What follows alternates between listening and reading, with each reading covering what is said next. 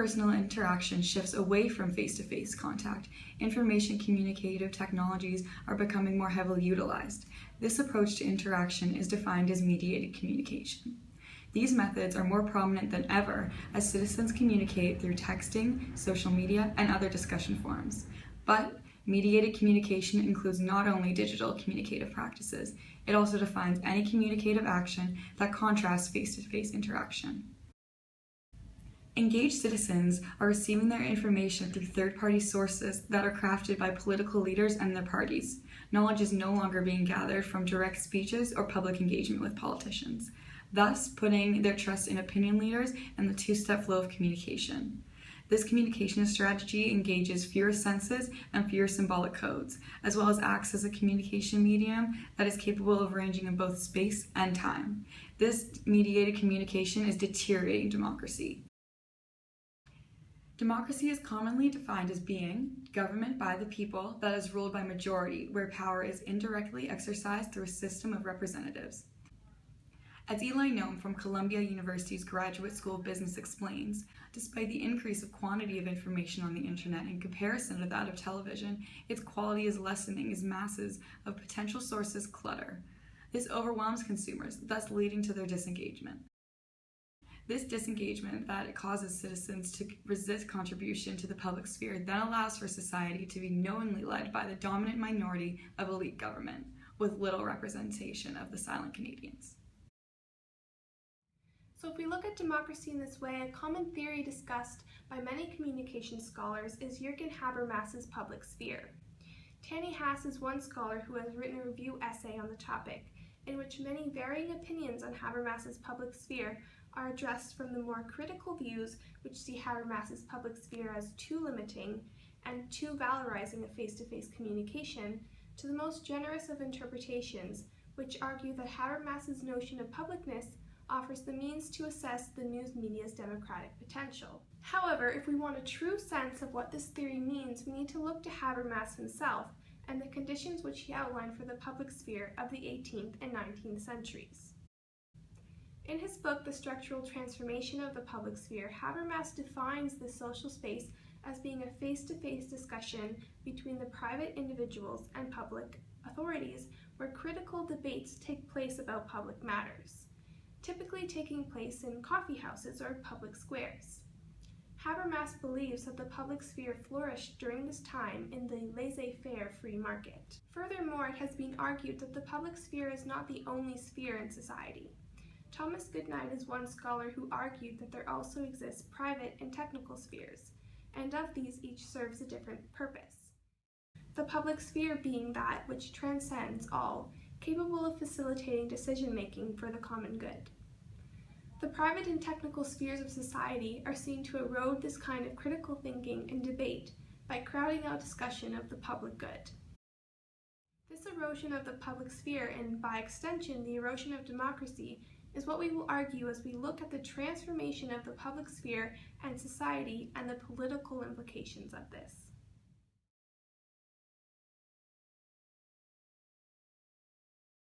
Frederick J. Fletcher makes the argument in Kirsten Kozelenka's book, Publicity and the Canadian State, that the flow of information is an essential element in a democratic public sphere. However, Fletcher sees the mass media as a tool to foster a sense of common citizenship, and by extension social media, as a way to counteract the very apparent polarization and disengagement of the citizenry that seems to have evolved over the years. And although Fletcher does point to the fact that the modern news media have altered the state of the public sphere, from Habermas's coffee shops to print news to news services and electronic media, he does not consider the fact that the mass media, and particularly social media, are actually contributing to the polarization of individuals and the polarization of ideas. Information is not flowing to every individual in the same way. Instead, we use selective perception and attention to filter out information. In fact, this is a very essential element in the communicative process whereby we understand ourselves as creatures with bounded rationality. This is really to say that since we cannot possibly comprehend and analyze all of the information available to us, we must develop techniques, habits, and standard operating procedures to facilitate decision-making. Selective perception, attention, exposure, and other related concepts are all examples of these techniques. As humans, we seek out information and interpret information in a way which is consistent with our own beliefs. Therefore, a mediated environment is not actually making it easier for us to expose ourselves to different ideas. It is merely another level of information to filter out. Alternatively, it is argued that new media allow citizens to be producers of information, and therefore, since people can produce information, they're adding to or helping to facilitate democratic debate. But this does not change the fact that people, not all, but most, seek out information that suits them.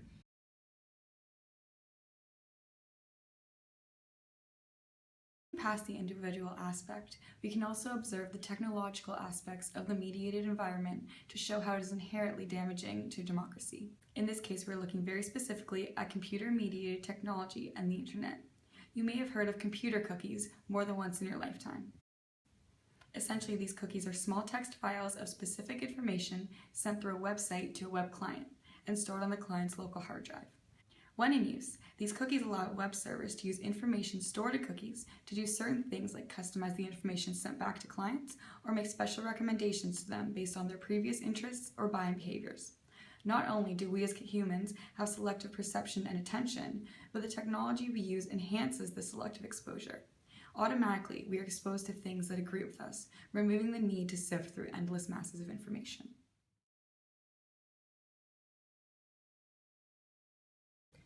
Moving away from Habermas's public sphere, it is also important to note the shift from face-to-face campaigning to reliance on mass media to communicate a message. More and more, we see political parties using television ads, YouTube ads, and social media to disseminate information. But what is interesting is that there still appears to be a very strong desire for face-to-face campaign efforts.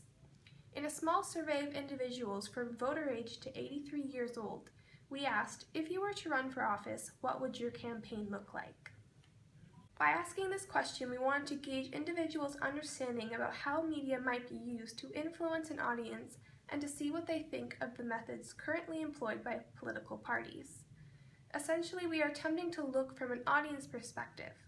Do they think they work? And these are some of the responses.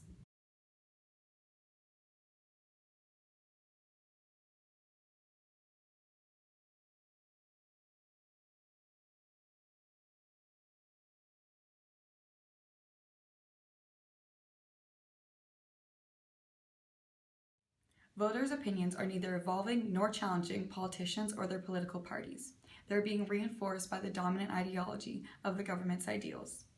These political figures are shutting their door to discussion and disallowing the challenging of ideas as they refrain from presenting themselves in public interaction and stay hidden in the context of their brochures and on our computer screens.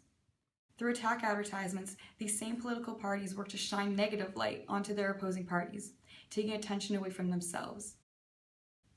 Exposure to the threat of the internet narrows the scope of today's voters, as they then surround themselves with information supportive of these beliefs. This selective exposure creates a false consensus bias in the process. These internet-prone users become isolated from other ideals that may be more truthful. Without real engagement between politicians and their voters, the democratic system becomes obsolete. Canadian citizens are nearing a point of passive consumption as democracy is deteriorating.